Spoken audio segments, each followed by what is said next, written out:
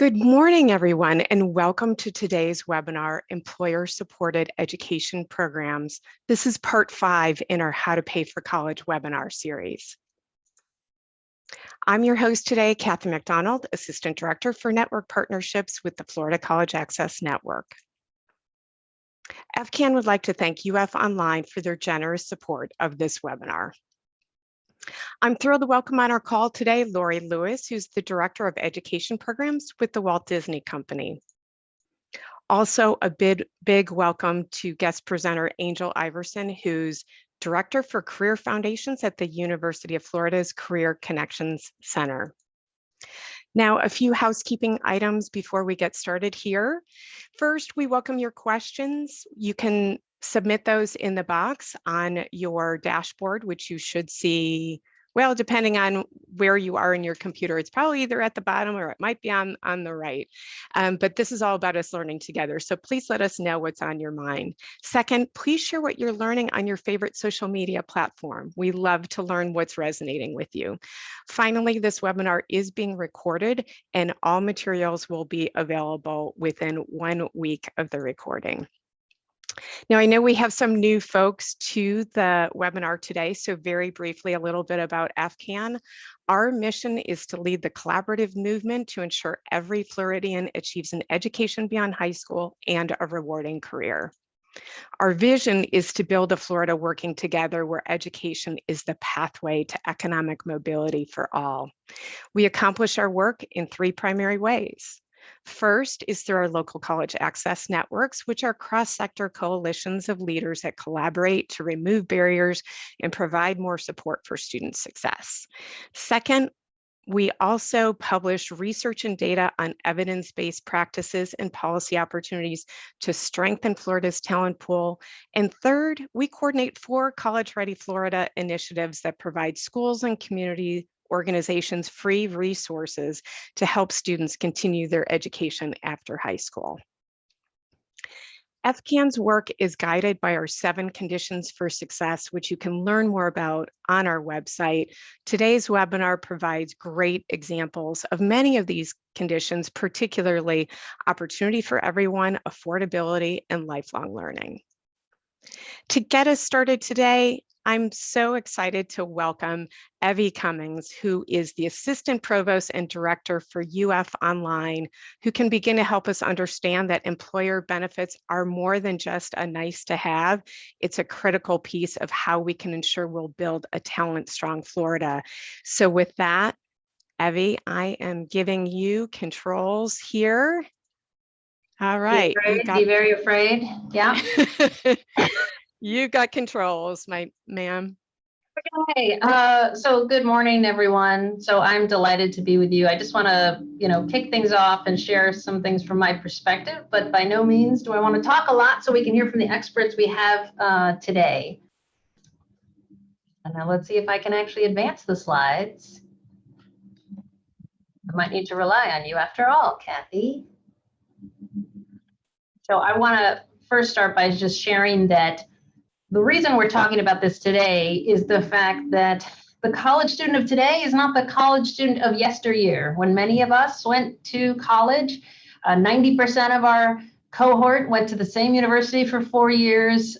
We tended to all go full time. That's just not how college attendance and enrollment works in the modern era, folks. Yes, we're old. But the good news is there's a lot of opportunities for students to attend top universities via online formats and leverage great programs like Disney Aspire and others where employers are really showing the value of their employees with added benefits, including paying for college. So this slide just shows that there's a lot of modern pathways. You can attend a football game. You can also learn online. It's 2021. I can't advance the slides, and I apologize because we practiced this and everything. So viewers, thanks for putting up with me. And you can mock me later that I run an online program and I can't advance slides. Okay, so this is a chart I'm sure a lot of you have seen before. It's a bit of a downer, but let me explain it. So basically, reinforcing what I just said, college enrollments are different nowadays, not only in terms of how folks enroll, but who and at what age. students are enrolling in college. And the concept of being a lifelong learner is now a modern concept whereby you can attend at one life stage, take some time off, and return at a different life stage, either for upskilling or because of the fact that life is busy and life has many stages. These graphs on the left, I'm not sure if you've read Nathan Grau's book, Demographics and the Demand for Higher Ed. He basically paints a very stark picture of just the rates of high school graduates that will plummet on or around just after 2028. So we'll see that start to happen. Some institutions are already seeing that. So for universities like ours, University of Florida, a pretty traditional research one institution who by and large focuses still a majority of our undergraduate programming on a traditional age high school graduate, we're going to have to pivot as a top 10 public university to welcome students at any life stage, whether we like it or not. So UF Online is already positioned and we're doing that. We're proud to have about 4,000 students, but the charts show you the changing notion of high school graduates, the fact that their numbers in general will be plummeting. So this to me just reinforces the need that we need to think differently about who's attending college, the fact that they're probably going to be older than 18 and in particular over the age of 25. Therefore, these are going to be working adults. So today's webinar is perfectly really set on that issue of how do folks out there working return to college, attend college for the first time. And it's not so much a boutique issue for just a few students. The point of this slide is to say it's going to be the norm going forward. We're proud. Disney is one of our employers that is working to support Gators. So UF Online has an employer pathways program. We're always eager to work with more employers, more associations to really talk about how can we welcome adult learners in particular. And again, adult learners are, over the age of 24. So some people hear adult learner, some folks that aren't familiar with the concept and think, oh, it's someone really old like me, 45 and above. Wants to learn at a distance, never wants to get involved. What we're finding is actually these are working adults. They want to be Gators. They also want to visit campus, like I said, attend a football game. And so we are delighted to work with employers in that regard. So again, the only part of this slide is to say, and some people think you can only attend college right at the beginning. So we want to reinforce that not only are employers standing up to support college learners, but you as a college learner or as you as an employer or an association should also think about students that attend many different institutions. So they'll be pursuing transfer pathways. Maybe they have some college credit when they first went to college. Now they have a great career and family. They want to use those credits and transfer those credits somewhere else. So that's another really typical situation of college students nowadays at any life stage and often bringing transfer credits. So when universities like ours partner with employers like Disney and others, we are welcoming students with transfer credit. So it's another important concept as we think about learners today. Kent is our first Disney grad. We're wicked excited about the fact that he was able to work in Orlando. Disney supported him the entire way. He was also a proud Gator at the same time, and now he has a UF bachelor's degree on his resume to take him wherever he wants to go within Disney. So again, just some closing thoughts. Our students within UF Online are again about 4,000 strong, range in age 17 to 77. By and large are still in the state of Florida, yet are also across 14 different countries. As you think about building an online program, or maybe you're an employer and you're trying to think about which online program to partner with, or you're a student and you're thinking about going back to school, just this slide has some bullets of advice. Invest your time in a program that will really add value. I'll also add, avoid the siren song of the for-profit online institutions, which might be really great getting you in a course, but to what extent are you going to come out on the other end with, after all that hard work, something that you can be really proud of on your resume? Accreditation is going to be important as you think about partnering with an online program as an employer or attending an online program. That's important for stuff like financial aid, transferring credits, and earning certain professional licensures. Fill out the FAFSA. I know AFCAN's doing a great campaign in this regard. And again, consider talking to your employer about whether or not you have an education benefits program, whether or not they want to offer one in the future, and share your interest with your employer. Sometimes it's just a matter of starting the conversation.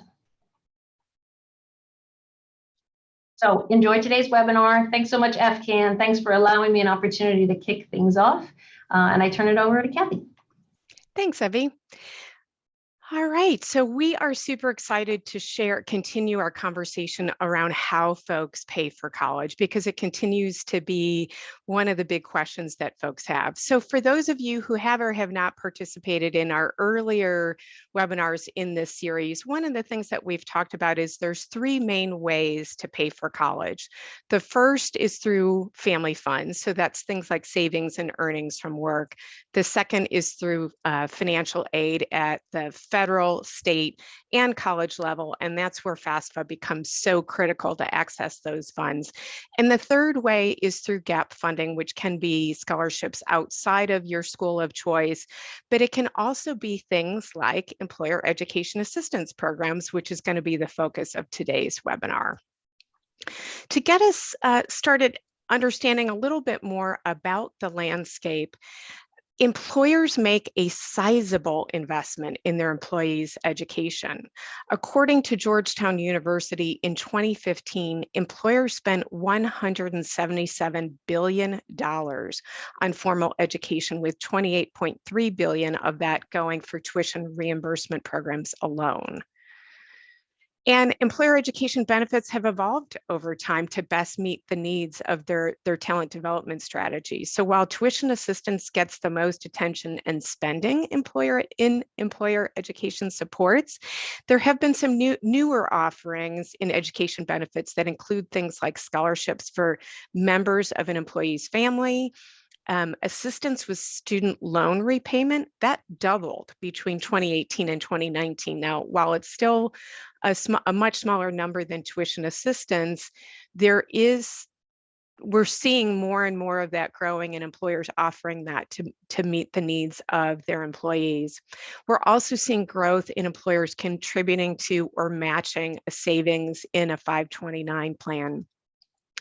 Over 70% of employers in the same survey also helped with things like certifications and recertification fees, as well as professional license applications or renewal fees, which helped employees earn or hang on to post-secondary credentials beyond degree programs. Additionally, in a worker learner index survey of over 30,000 workers by Bright Horizon in 2019, workers understand that change is coming. Nearly 90% believe automation is going to impact their industry and transform their jobs. These workers understand the importance of upskilling and deeply value their employers' commitments to supporting it. What the study found is that 84% of these workers believe that the skills or degrees they earn through their employer help to prepare them for the future of work. 76% of them said tuition reimbursement makes them more likely to remain at their organization, which improves the ROI of that investment by the employers. And 64% said their continued education earned through their employer's tuition program made them more effective employees. Finally, workers ranked education benefits above paid family leave and even life or disability insurance in terms of benefits that they valued.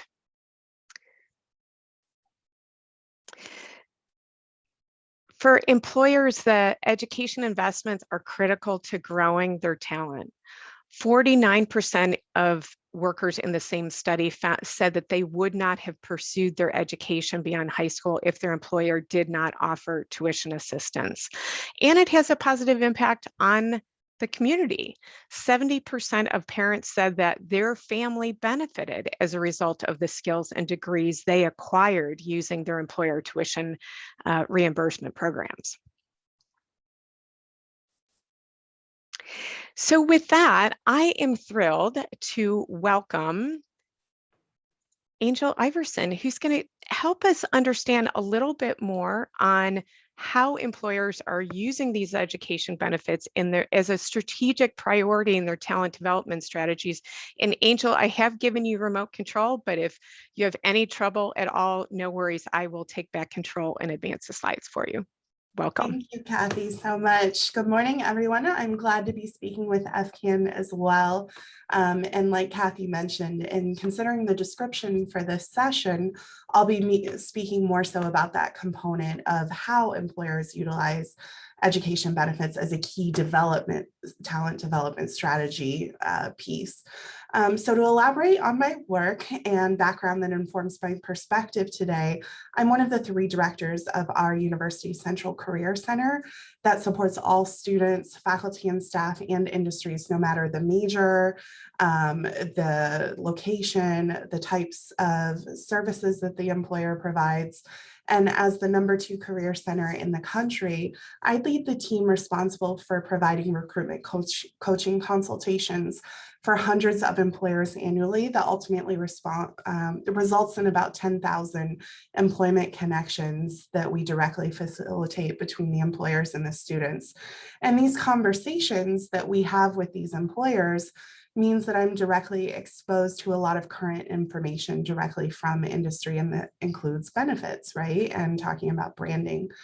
So these recruitment coaching consultations include discussions both about services and strategy, and that strategy includes the employer branding for talent, right? And what's a crucial part of employer branding? Well, it's talking about company culture, and it's talking about benefits that the employee can receive if they are a new hire for that organization. And what are one of those benefits that can help set you apart or them apart from another company a hiring prospect is looking at? One of those is employee education incentives that we're talking about today. So to provide some foundational, I'm going to see if I can advance the slide. I don't think I can, Kathy, either. I'm sorry, we did practice this like Abby was talking about. Oh, thank you so much, Kathy. So to provide some foundational information to understand why every benefit that plays into an employer's brand is important, including that employee education, I want to share some of what we're observing both in our UF purview as well as the national landscape, similar to what Kathy was talking about. First to note, we're hosting the statewide job fair with the 12 other public institutions in our state actually this Thursday, so in 2 days. And we have close to 240 companies registered from all types of industries, you name it. It's actually one of the most diverse career fairs I've seen in over my 10 years here at the Career Center. And what's notable about this is this count of 240 is up from 160 companies in 2019. Not 2020 when we were experiencing the height of the pandemic, but 2019. So this is evidence that companies are rebounding and are ready to hire. So what does this mean? It means there is competition for top talent now, and maybe more than we've experienced in recent years. And in honing in on specific industries, we're back to seeing retail and hospitality rebounding especially. And also the continued trend over the past couple of years is lots of hiring is happening in healthcare, education, and veterinary medicine more specifically.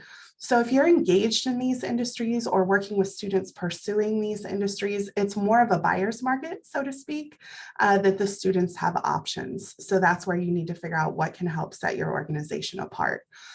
Also, I think we've all seen the news of how many employers are desperate for part-time workers, or the signs around town, so much so that they're offering incentives like never before for part-time talent, including sign-on bonuses and even more employee education at the part-time level. In fact, I just saw a sign at McDonald's this past weekend talking about for their part-time hires that they had some education opportunities for their hires, some employee education incentives. And I said, oh, I'm going to note that at the session this week. And then next, talking about skills-based hiring, we personally haven't experienced many conversations about this at UF, but I can't tell you how many national articles in the employer circles are forecasting more skills-based hiring, that not only hiring for skills, but also upskilling and reskilling is vitally important for companies' workforces to meet their ever-changing demands. And an example of us trying to get ahead of this at UF is we're providing some of the skilling, for example, through providing our new AI, artificial intelligence certificate to any undergraduate interested. And we seek to produce that AI-enabled workforce to meet employers' needs. So this is why employee education or incentives are valuable too in this upskilling, reskilling, skilling idea. And then my last observation to note is that back in the 2010 recession, we were seeing so many students pursuing a graduate school education to postpone entering the workforce because the jobs just weren't there and they thought it was the best option. And this past year or so, we were anticipating the same pendulum swing, and that was actually not the case. Students are being more intentional with their decisions to pursue additional education and aren't taking that decision lightly because they're more conscious of financial debt. So if they see that their employers may have these opportunities, that's just that extra incentive for them to then pursue this education. So this piece about additional education actually leads me into talking more specifically about employee education benefits. So the next slide, please, Kathy. Thank you so much. So the Society of Human Resource Managers, SHRM, has some really great information about employee assistant programs. And to expand more from the industry perspective on what is offered, the most common types of coursework covered is undergraduate degrees, about 88%, then followed by master's degrees and then associate degrees.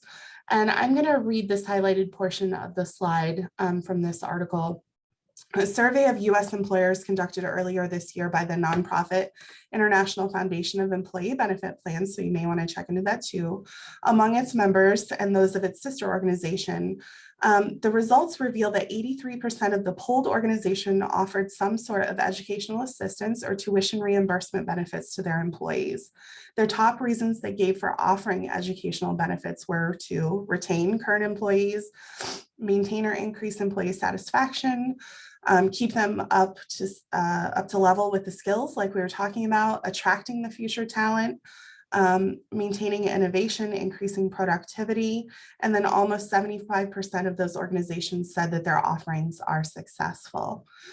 An employee taking advantage of this benefit will most commonly receive a fixed dollar amount somewhere between $5,000 and $7,000 annually. That's what I've seen in the research that I've conducted. And although the benefit may be offered to many, actually it's noted that few employees use it.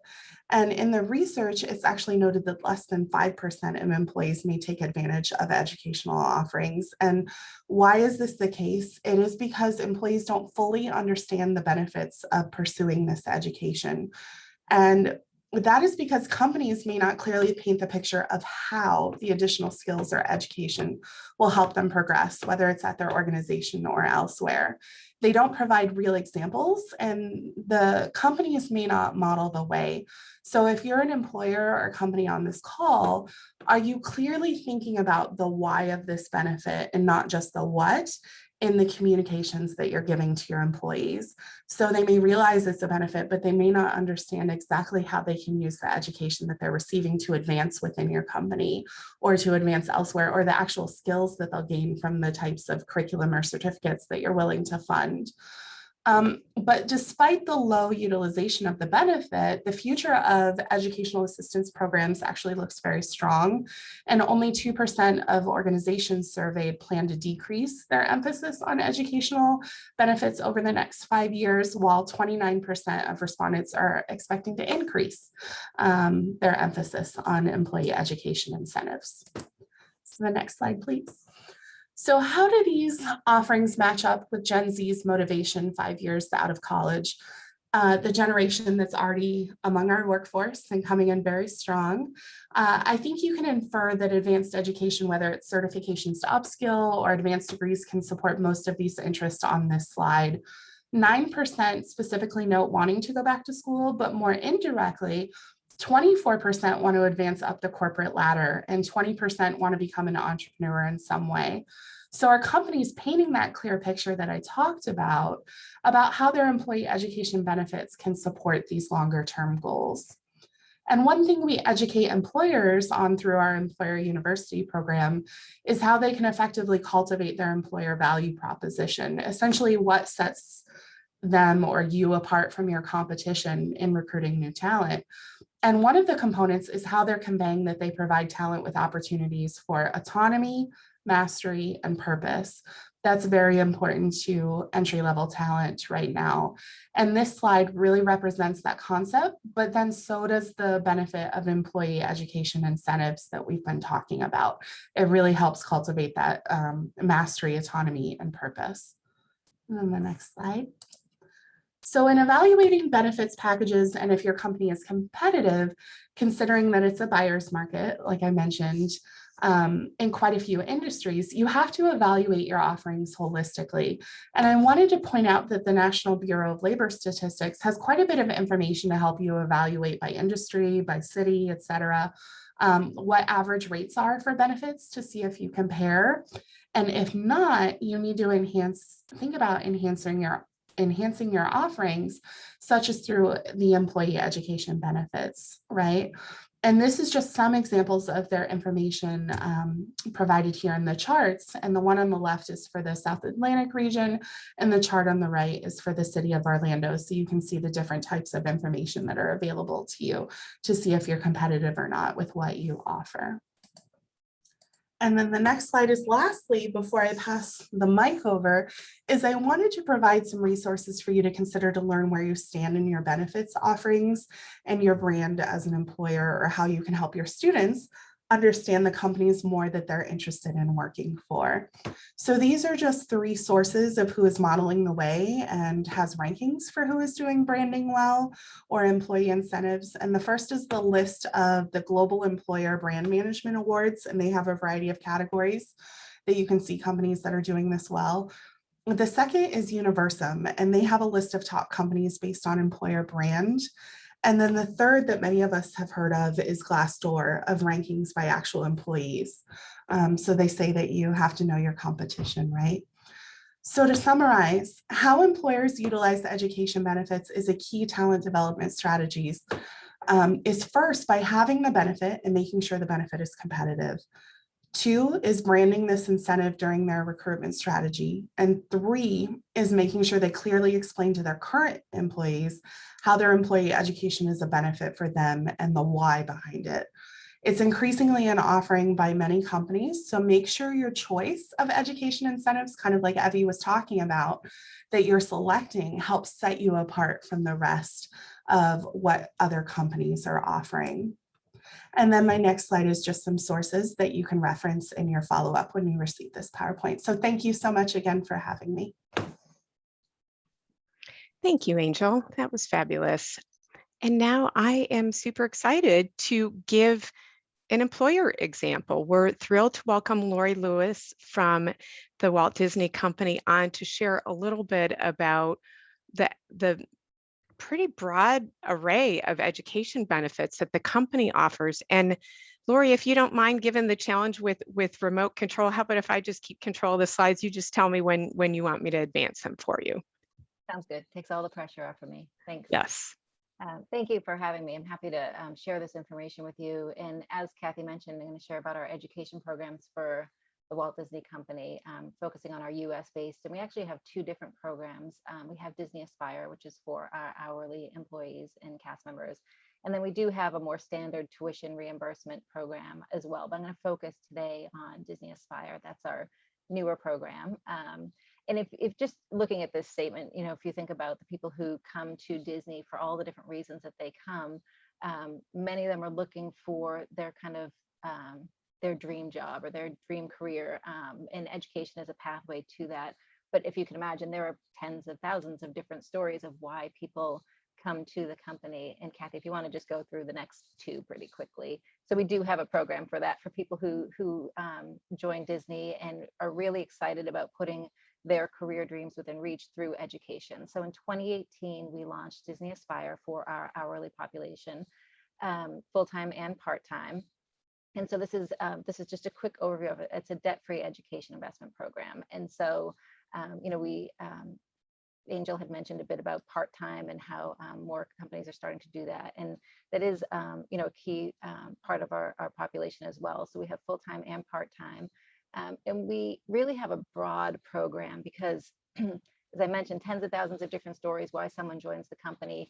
They may have finished an education and started their career here and realized they want to change paths, or they may have had to pause their education and work instead and then realize they can continue on their education here. They may have come thinking this was their dream job and realized I want to go back to school. So there's so many different reasons, and everyone's kind of at a different point. And so we have a wide offering of what we offer for people to go back to school, everything from English language learning through master's degrees.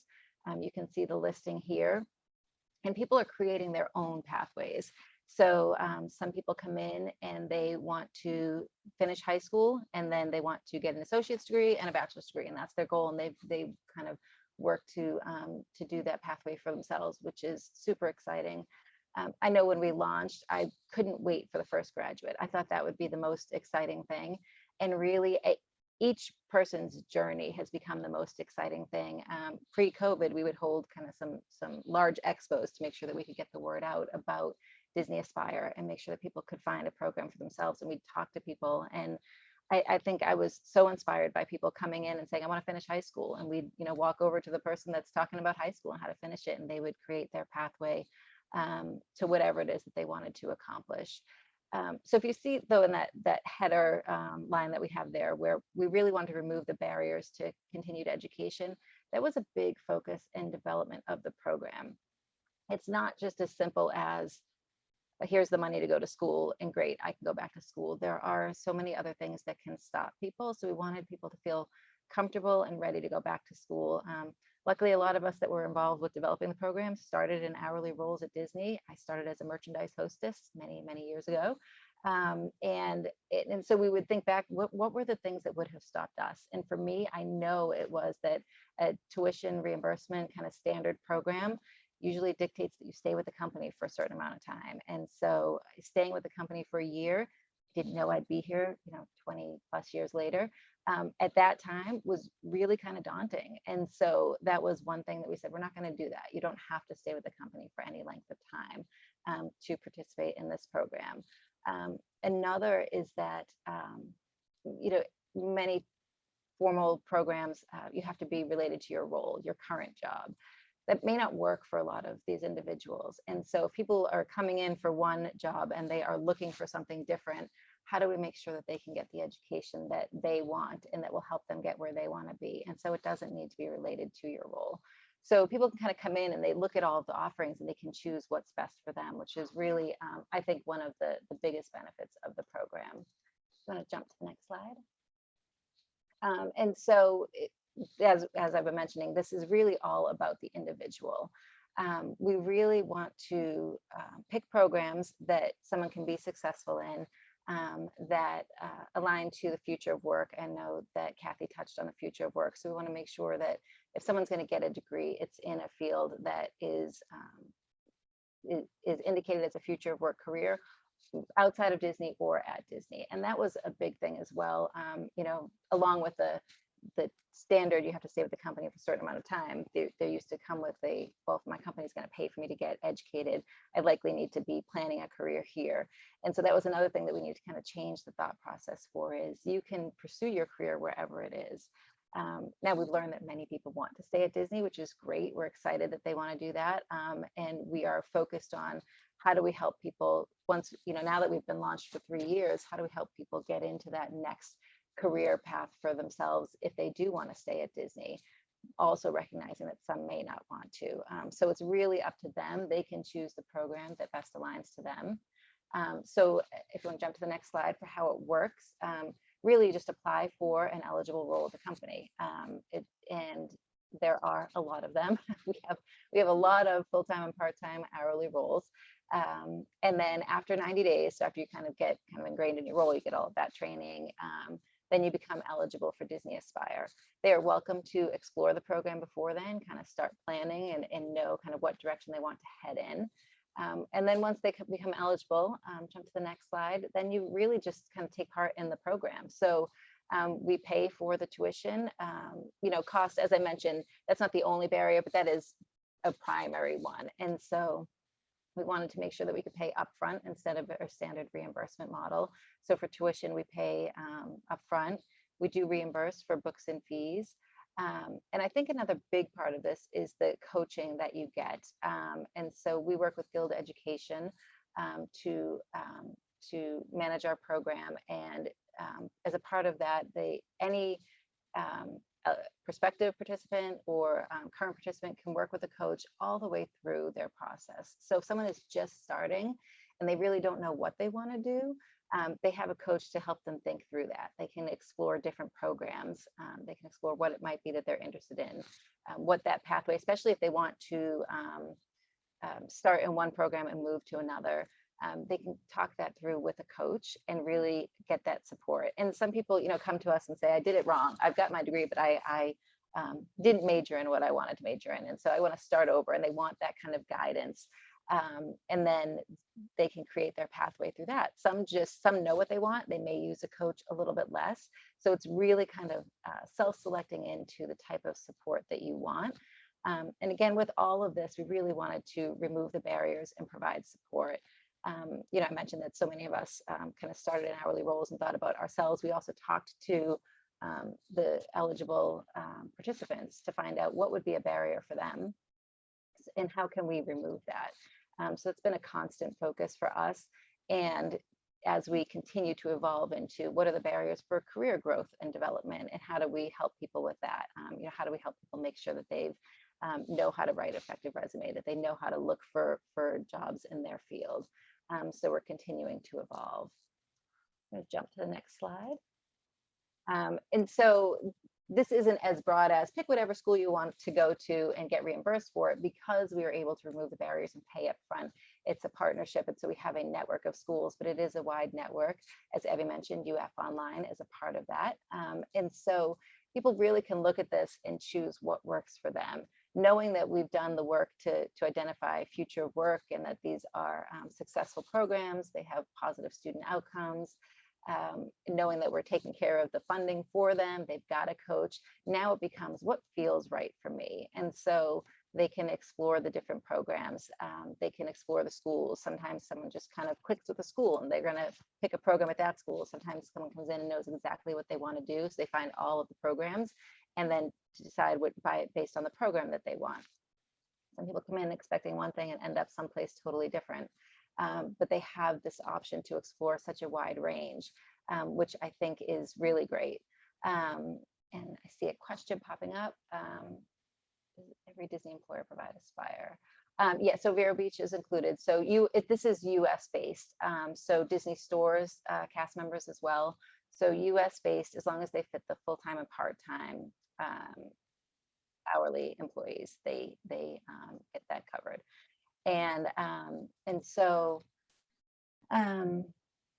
we are constantly evolving. So you see that last one there. We're not just going to pick the programs and leave it at that. So we are constantly looking at what is the future of work, how are we evolving, and how do we make sure that this is a network that people are excited about and interested in, and that they find something that they want. That's another big thing for us is there a group of people that are looking for something that we don't have? And if they are, then why? Like what is it about that program? Should we get it? So we are constantly listening to what people are looking for, watching what they do, and making sure that we have a program that's created for them. So I'm going to jump to the next slide. As I mentioned in the beginning, there are so many different stories of why someone is engaged in Disney Aspire, and why they're considering joining, why they did. So we also have some graduates in here. So this is just a snapshot of 4 of them. You'll see in the top left, Tessa Litha, it was her daughter that inspired her to go back to school, which is really exciting. We hear a lot of stories like that. Bottom left with Wilmer, it's the same thing. He's got a son in college and a daughter in high school and wants to show them by example, which is super exciting. Argelis, top right, chose nursing to go back to. And we do have nurses at Disney, but that is one that we use as an example of maybe if someone's joining a nursing program, they're looking to go outside of the company, which is super exciting. If we can help people and we can educate them and get them on their career path and they go out and help our communities, then that's fantastic as well. And so that's really exciting. And then the bottom right, with Mackenzie, you see she talks about her confidence. That's one thing that I think we see consistently is people they may come in a little shy about starting this out, but then they grow this confidence and they believe that they can do this, which will translate into believing that they can pursue their career goals as well. And these are just 4. There are so many different stories. I go to the Disney parks with my kids a lot. And whenever someone asks what I do for Disney, and I mention this, my kids are like, uh-oh, here we go again, because they know there's going to be a story. They know that there's going to be a long conversation. We've met so many Aspire participants, just, by being out and about in the parks and resorts. And I'm always excited to hear them. And they're always so different. The reason that someone joins, their motivation, what their goals are, what they've accomplished since they've started. And so I think keeping in mind the uniqueness of each person's journey helps us make sure that we are constantly reevaluating. Have we taken down all the barriers? Do we have the right programs? Do we have the support to help get them on their career path? So it's been really exciting for the team of us that have put this in place. And we are excited to continue to see it grow and really to be able to see that people want to join the company for it. That's, a big thing that we've seen is a lot of people come to apply for jobs at Disney because they've heard about Disney Aspire and they want to take part in it, and they're just waiting for their 90 days to pass so they can join. So we're really excited by all of that, and just excited to see how it continues. I Great. do see the question about if all of the programs are online. Right. Most, but not all. So we do have some Florida-based schools that are in person as well. But yeah, the majority are, as Abby mentioned in the beginning, that's kind of the new, the new way of learning. And so the majority are online. Yeah, great. Thank you. Thanks, Anne, for your question. And if Angel and Evie don't mind joining us again for Q&A. So I'm seeing from Sandy, how can new employees reach you or show interest? It sounds like it looked like there was a landing page for Disney Aspire. Yes, yep, we do have a landing page. Obviously, if you're part of the company, you get more information. You can sign in through like a single sign-on and get more information. But we do have aspire.disney.com is our landing page to learn more about the program. Great. And what motivated Disney to start Disney Aspire in the first place? We've been looking at our education programs, as I mentioned, that standard tuition reimbursement. I did it 20 plus years ago. So we've been looking at that to try and figure out, what's the best way to meet the needs of our employees. And if you think about the difference from a standard tuition reimbursement where it needs to be related to your role. And then you look at all of our frontline roles that may not be easy to do, to find a degree that is related to your role. So we wanted something that opened up and allowed people to do more broadly. So that's when we decided to do 2 different programs. And so now we have Disney Aspire, which can focus on our eligible hourly population. Great, thanks. Angel, you're seeing a lot of employers really starting to think more about these types of education programs, given the struggle to find talent with the right skills. Mm-hmm. How are you seeing employers think differently about their role in developing that talent for the jobs that are coming in their organizations? Yeah, there's definitely the skills gap conversations. And so we're seeing them get involved even as early as high school, middle school, and starting to get involved in programs. But us as a career center, us within the colleges as university, trying to shape some curriculum or some career development programs to say, hey, these are skills labs to learn some of these things. This is what you should be knowing in shaping your course curriculum plans if you want to work in our type of industry. So they're getting more connected, not only for the transactional recruitment, but also they're becoming more involved in the educational pieces because they see that they have the power to shape and influence that from early on, and then to build loyalty as a result to garner talent.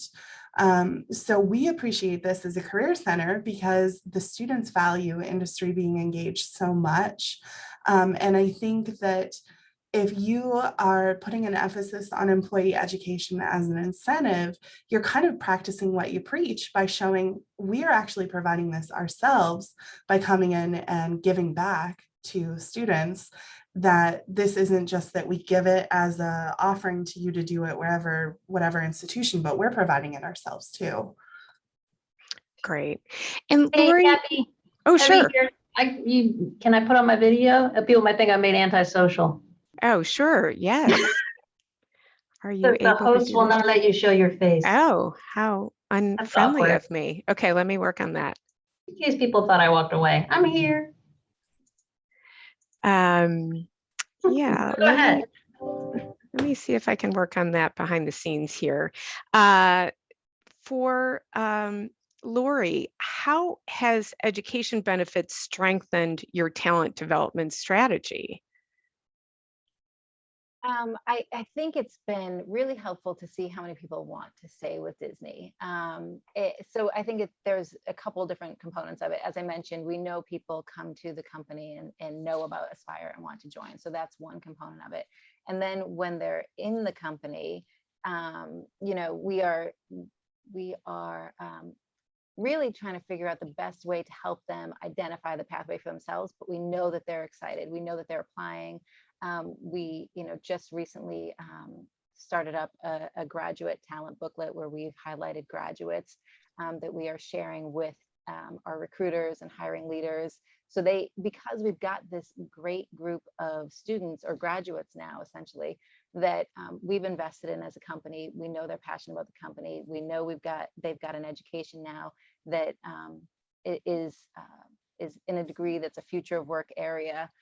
So many of that's aligning now that it's allowing us to look at this whole pool of individuals and know that we've got this group that wants to advance and we can help them with that. And so that's been really exciting. As I mentioned in the beginning, it was all about helping people find a program and know that there is a program for themselves and get into the program. And now that we've been in existence for long enough to see graduates and have people ready for that next career step is super exciting. And so it really is a benefit for the individuals involved. And we've also seen it's a benefit for the people who aren't participating as well. Even people who don't have a desire to participate, they're either, they come in, they say, I'm going to retire soon, I don't want to, or I've already got my education, or I don't want to move. They'll come, I say come into our, our expos, or, we're starting up virtual events. But they join and they just want to get information to help people, and they're excited about it. And so I think that excitement and that sharing and that supporting each other has been really great to see. And so we're excited to be in the pathway now where we're seeing people graduate and pursue careers, and that we're able to kind of get this graduate talent book out there and help people see the pool of individuals all together. Like, here they are, here are the individuals that are looking for that growth. Yeah, I'm great. glad to hear that, Lori. I think that speaks on what I was saying, that talent or the employee base doesn't necessarily know the benefits or the why, or they're not seeing other examples of this in success. And so the fact that you are so actively engaging and educating people about, hey, this is what this process looks like, this is the benefits of engaging in it, makes such a difference to employees actually utilizing it. So that's fantastic to hear. There's also a feedback loop to the university. Like, we in turn also learn about to what extent we should offer different things, or is there something the employer is really interested in that maybe we could offer as a minor. And so I also want to just emphasize that these are these fantastically dynamic relationships among the many universities that Lori mentioned, and the employer and the student / worker, and working together, we can all no doubt benefit. Absolutely. And Evie, as you were talking about, we often talk about lifelong learning because it isn't a credential one and done, and that, some of it will be more work-based training and some can be those more advanced credentials. And education partners can be partners through all of that, for sure. Mm-hmm. Evie, if an employee, I know Lori had mentioned earlier that, or I think it was you had mentioned earlier that, sometimes an employer starts offering education benefits because the employees start raising their hand saying, hey, we would really love this. Any ideas for how employees within an organization can get that conversation started at their institution, particularly in partnership with the colleges and universities in their area? Yeah, I mean, I'll ask my fellow speakers to also chime in, because from what I have experienced, we hear oftentimes from the head of the HR learning and development part of a company who says, hey, we're reaching out and we're trying to figure out what benefits we might offer, which schools we might work with. So I think that to me signifies, A, a lot of the decisions start in the HR part of the company. Lori can tell you probably oodles more about this.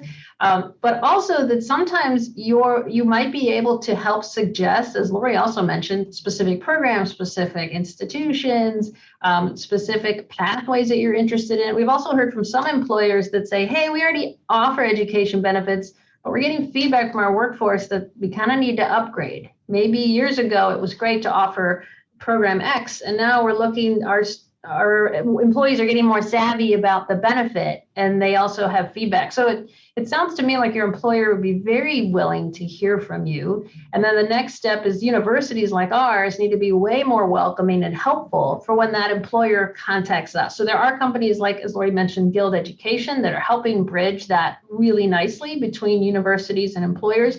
There's also a lot of direct relationships that can happen too. But I guess I'll ask others to chime in on my answer. I think you're right. I think there's so many different ways to go, and really the main part is to recognize, when there is a need for an upgrade to the program, and you do that by listening to the employees and kind of monitoring the usage and seeing if people are getting what they need out of it. And like you mentioned, like Guild Education, it's been great for us. We have a wide network of schools, and we're able to do that in that partnership. And then I know some employers, choose a school to work with directly, and that works for them as well. So I think each employer just needs to explore the opportunities and figure out what type of program they want to put in place and what's the best way to do that. And Lori, are you able to share, because one of the things that we've seen from the research over the years is one of the struggles that particularly adult learners have in going back to complete a credential is they have a really busy life. They're juggling a lot of things. I know you talked about the coaching piece, but are there other supports that as an employer you support your employees in pursuing their education of choice? It's an interesting question because, again, with the whole everyone's got a different story, it's so true. And so we can't manage it from a broad perspective of, this is what will happen, but we encourage each employee to talk to their leader about their journey, let them know that they're doing this.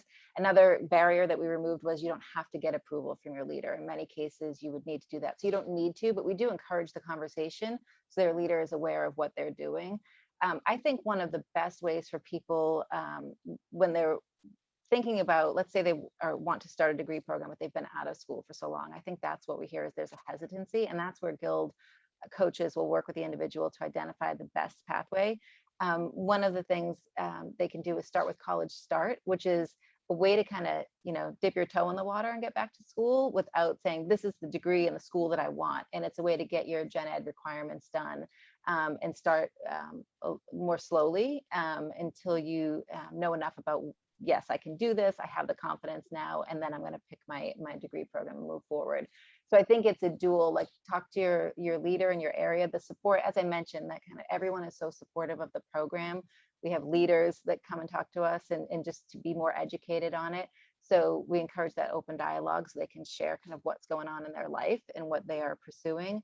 And then working with the coach to find the program that best meets that need. For people who think that they want to do in person and then realize that's not really feasible. That's why it's so great. We have so many different online programs. There are some that are more self-paced than others. So it's a matter of finding that right program for you.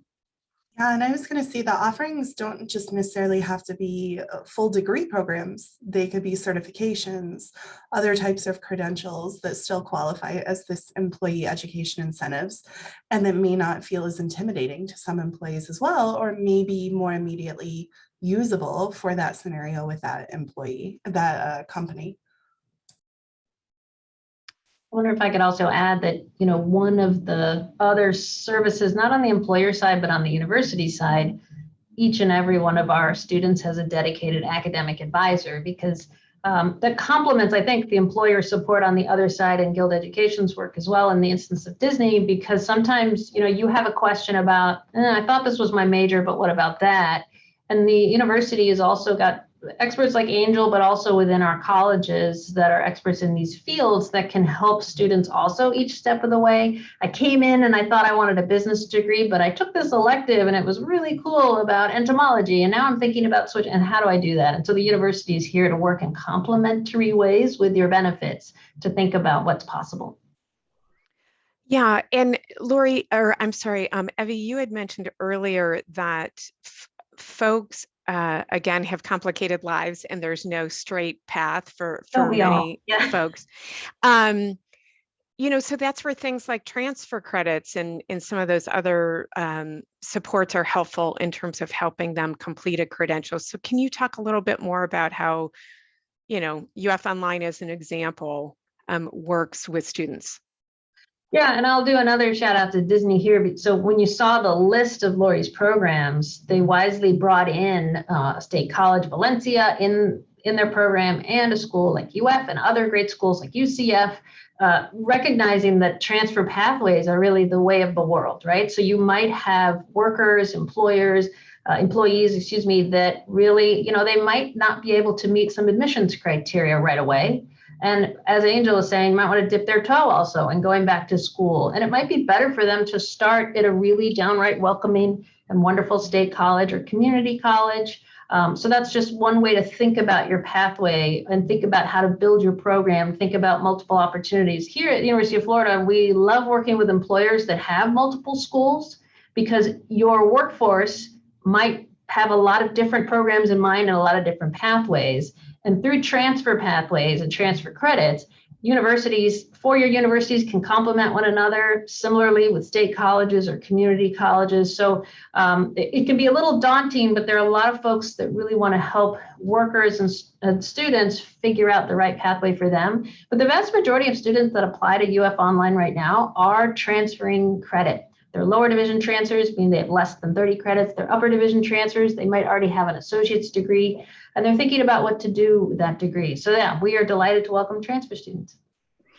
And Claudia is asking a related question, which is on credit for prior learning. That tends to be institution specific in terms of what credits they accept and what they don't. Yeah, I don't know if Lori wants to talk about that, but I'd say in general, UF is not a school that tends to grant credit for prior learning versus we do grant academic transfer credit. Right. But some folks might wonder to what extent they can get academic credit for prior knowledge and experience. And so UF doesn't tend to grant those credits, if I'm answering your question right. Yes, great. Yeah, thanks. Angel, how are employers partnering with career offices like yours to find and develop talent? So sometimes it's how can they find the talent, and other times it's, you know, maybe there's pieces of the education ecosystem that isn't necessarily a full degree that they might want assistance with. Yeah, there's so many options on the table. So we have conversations with employers about creating customized series, conferences. We've done that, tech conferences, to try to build those skills. So when talking about building the skills, it can be one-time skills labs, series related to a certain topic that kind of brings in the talent that they're seeking, but then builds the skills they're seeking in the student too. The conferences, it really is up to the employer, the budget, the time that they're willing to commit with us to help make that happen. And then we also have preset programs they can join too.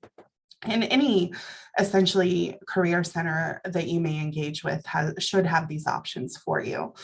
And then in thinking about recruiting connections, we provide consultations to do things as simple as job postings to kind of the well-known career fairs, interviews, you name it. There's so many different types of recruitment services that they can engage in throughout the course of the year that we say that it really takes a layered approach to get the type of talent that employers are seeking and to have a consistent presence. And I think them being involved in the educational process really helps build that. Great, thank you, Angel. So we're approaching the top of the hour. So just letting folks know if you want to be up on the latest webinars, policy briefs, promising practices, et cetera. If you're not already subscribed, I would encourage you to do so at floridacollegeaccess.org/subscribe. That way you won't miss anything. And, a special thank you, many thanks to Lori, Angel, and Evie for helping us understand how employer education benefits are helping employees, companies, and the state really build a talent strong Florida. So with that, everyone have a wonderful day, and thanks for joining us today. Thank you.